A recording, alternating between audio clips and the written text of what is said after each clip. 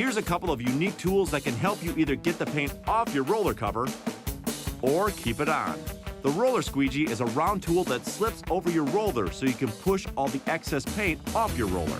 With water, you can use it to clean a roller cover without getting your hands dirty. Because it encircles the entire roller nap and it's made out of a rounded material. Every other tool scratches the roller cover and damages the nap. But when you want to keep a roller cover fresh, there's the Roller Keeper. The Roller Keeper is an airtight container that allows you to extract a wet roller cover without touching it. You insert the roller into the Roller Keeper, wet with paint.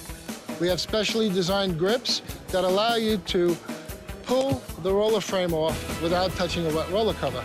Here's a roller cover that's been stored for months. Pop a frame on, and presto, easy touch-up because the roller hasn't dried out. Roller Keeper painting tools will help you make your painting job a little neater and a little cleaner.